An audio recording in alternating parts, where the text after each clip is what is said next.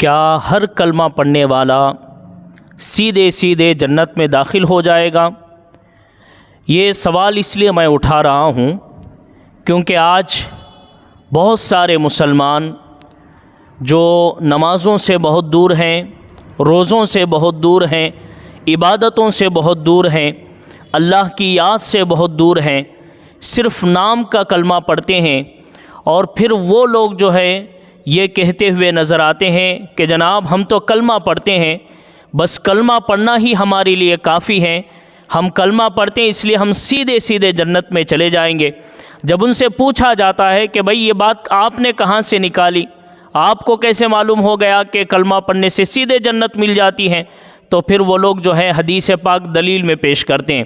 وہ لوگ کہتے ہیں دیکھو حضور نے فرمایا کہ جو لا الہ الا اللہ پڑھتا ہے اللہ اس کو جنت عطا فرماتا ہے۔ دیکھیے اس حدیث سے معلوم ہوا کہ صرف کلمہ پڑھنے سے جنت مل جائے گی۔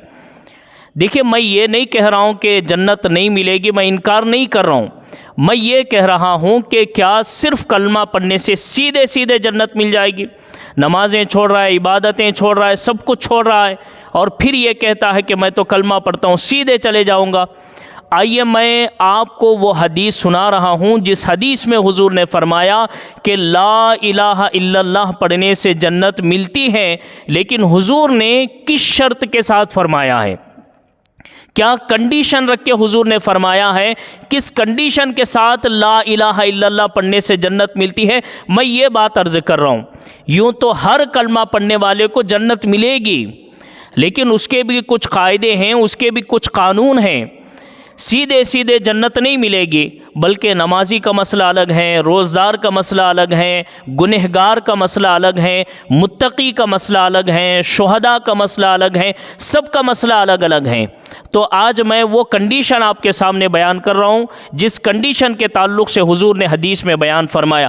دیکھیے میرے ہاتھ میں الترغیب والترہیب ہے، اس میں انہوں نے امام طبرانی رحمۃ اللہ تعالی علیہ کا حوالہ دیتے ہوئے معجم الکبیر اور معجم الاوسط کا کہتے ہیں کہ حضرت زید بن ارقم رضی اللہ تعالیٰ عنہ نے بیان فرمایا، کہتے ہیں کہ اللہ کے رسول صلی اللہ تعالیٰ علیہ وسلم نے ارشاد فرمایا، جس شخص نے اخلاص کے ساتھ لا الہ الا اللہ پڑھا، جس نے اخلاص کے ساتھ، یہ کنڈیشن ہے، جس نے اخلاص کے ساتھ لا الہ الا اللہ پڑھا وہ جنت میں داخل ہو گیا۔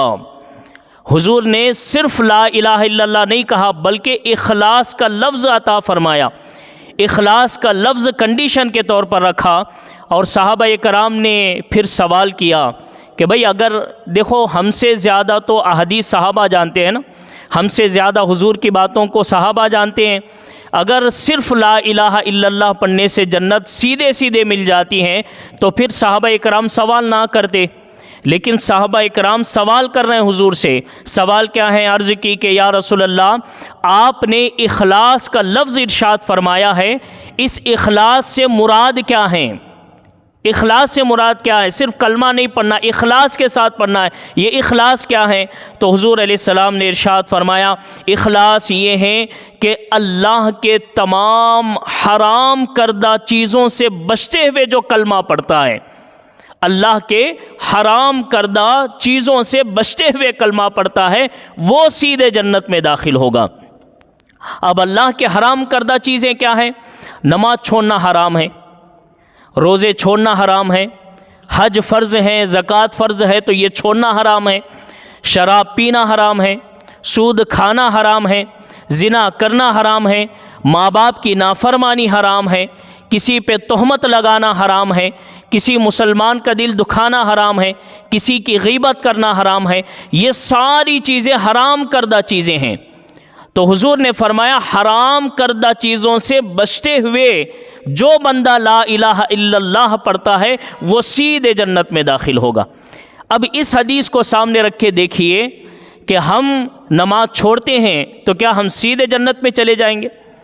ہم روزے نہیں رکھتے ہیں تو کیا سیدھے جنت میں چلے جائیں گے؟ آج اگر کوئی مسلمان سود کھاتا ہے، شراب پیتا ہے، زنا کرتا ہے، اگر وہ یہ دعویٰ کرے کہ میں تو مسلمان ہوں جی سیدھے جنت میں داخل ہو جاؤں گا، یہ حدیث تو کہتی ہے کہ سیدھے جنت میں داخل نہیں ہوگا۔ اگر کوئی ماں باپ کا دل دکھاتا ہے، ماں باپ کی نافرمانی کرتا ہے، اور وہ یہ کہتا ہے میں تو سیدھے جنت میں داخل ہو جاؤں گا، تو ایسا ہو سکتا ہے؟ نہیں ہو سکتا، کیونکہ حضور نے ارشاد فرمایا حرام کردہ چیزوں سے بچتے ہوئے لا الہ الا اللہ کو پڑھنا ہے۔ تو آج اس حدیث کو سامنے رکھنے کے بعد پتہ چلتا ہے کہ ہم سیدھے جنت میں جانے کے لیے اخلاص چاہیے۔ یہ چیز جب ہمارے اندر آ جائے گی تو ہم سیدھے جنت میں داخل ہوں گے۔ اچھا، یہ سوال کھڑے ہو سکتا ہے کہ بھائی جب ہم سیدھے جنت میں نہیں داخل ہوں گے تو جنت میں جائیں گے کب؟ اس کے تعلق سے حضور نے صاف صاف احادیث میں فرمایا ہے، قرآن میں اللہ تعالیٰ نے بھی ارشاد فرمایا ہے۔ نماز چھوڑنے والے کے لیے اللہ نے ارشاد فرمایا کہ کچھ لوگوں کو جہنم کی طرف بھیجا جائے گا۔ لوگ ان سے پوچھیں گے کہ بھائی ما سلککم فی سقر، کیوں جہنم کی طرف جا رہے ہوں؟ تو وہ کہیں گے قالوا لم نک من المصلین، ہم نمازیں نہیں پڑھتے تھے اس لیے جہنم میں جا رہے ہیں۔ وہ یہ نہیں کہیں گے کہ ہم کلمہ نہیں پڑھتے تھے اس لیے جہنم میں جا رہے ہیں، نہیں، وہ کہیں گے ہم کلمہ پڑھتے تھے لیکن نمازیں نہیں پڑھتے تھے اس لیے جہنم میں جا رہے ہیں۔ اسی طرح روزے نہیں رکھنے والوں کو جہنم کی طرف بھیجا جائے گا، ان سے پوچھا جائے گا تم کیوں جا رہے ہو؟ وہ کہیں گے کہ بھائی ہم جہنم کی طرف کلمہ نہ پڑھنے کی وجہ سے نہیں جا رہے ہیں، ہم روزے چھوڑنے کی وجہ سے جا رہے ہیں، حج چھوڑنے کی وجہ سے جا رہے ہیں، زکوٰۃ چھوڑنے کی وجہ سے جا رہے ہیں، ہم شراب پینے کی وجہ سے، سود کھانے کی وجہ سے، زنا کرنے کی وجہ سے، ماں باپ کی نافرمانی کرنے کی وجہ سے ہم جہنم کی طرف جا رہے ہیں، ہم حرام کام کرتے تھے دنیا میں اس لیے ہم جہنم میں جا رہے ہیں۔ جہنم میں ڈالا جائے گا اگرچہ وہ کلمہ پڑھ رہا ہوگا، لیکن پھر کب؟ جب اللہ تعالیٰ فضل فرمائے گا، اللہ کی مرضی ہوگی، اللہ کے فضل سے، اللہ کی رحمت سے اللہ تعالیٰ اپنے حبیب کو شفاعت کی اجازت عطا فرمائے گا۔ اس وقت محبوب کریم صلی اللہ تعالیٰ علیہ وسلم تمام اپنے امتیوں کو جہنم سے نکال کر جنت کی طرف لے کر جائیں گے۔ تو معلوم ہوا ہر مسلمان، ہر کلمہ پڑھنے والا جنت میں جائے گا، لیکن ہر آدمی سیدھا نہیں جائے گا۔